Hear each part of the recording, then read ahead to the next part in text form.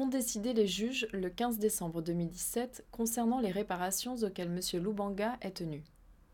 La Chambre de première instance 2 de la Cour pénale internationale a fixé à 10 millions de dollars le montant des réparations collectives pour les victimes de crimes de guerre auxquels Thomas Lubanga Dilo est tenu pour responsable, à savoir la conscription, l'enrôlement d'enfants de moins de 15 ans dans les groupes armés UPC-FPLC et le fait de les faire participer activement à des hostilités.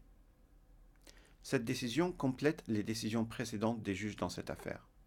La Chambre avait déjà approuvé la mise en œuvre des réparations collectives à caractère symbolique et autorisé le Fonds au profit des victimes à initier le processus de sélection de ses partenaires pour la mise en œuvre des réparations collectives. À l'issue du procès, les juges de la CPI peuvent ordonner des réparations pour les victimes des crimes dont l'accusé a été reconnu coupable. Les réparations peuvent prendre différentes formes, symboliques ou matérielles. Elles peuvent aussi être ordonnées à titre collectif ou à titre individuel, selon ce que décide la Chambre et ce qui convient le mieux aux victimes. Dans l'affaire concernant M. Lubanga, les juges ont ordonné que des réparations collectives, à la fois symboliques et non symboliques, soient mises en place par le biais du Fonds au profit des victimes. Comment ces réparations auront-elles lieu puisque M. Lubanga n'a pas assez d'argent pour les payer lui-même? Du fait de l'indigence de M. Lubanga, la Chambre a invité le conseil de direction du Fonds au profit des victimes à examiner la possibilité d'affecter un montant révisé à la hausse pour la mise en œuvre des réparations collectives dans cette affaire et ou d'évaluer la possibilité de poursuivre ces efforts visant la collecte de fonds supplémentaires. La Chambre a également enjoint au Fonds au profit des victimes de prendre contact avec le gouvernement de la République démocratique du Congo en vue d'établir la manière dont le gouvernement pourrait contribuer au processus des réparations.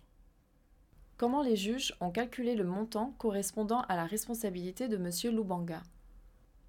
La Chambre a rappelé que la portée de la responsabilité de la personne reconnue coupable est proportionnelle au préjudice causé et proportionnelle à sa participation à la commission des crimes dont elle a été reconnue coupable dans les circonstances propres à l'affaire.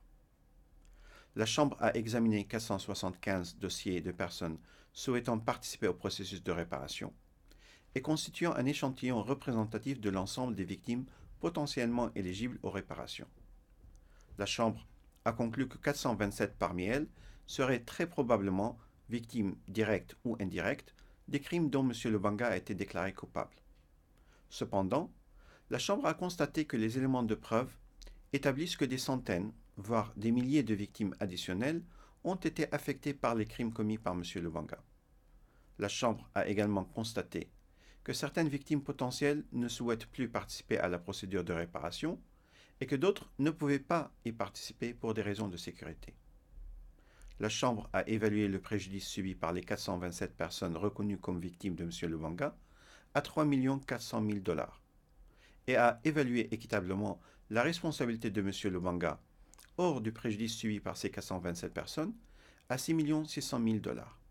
Ainsi, le montant total des réparations collectives auxquelles M. Lubanga est tenu est fixé à la somme de 10 millions de dollars.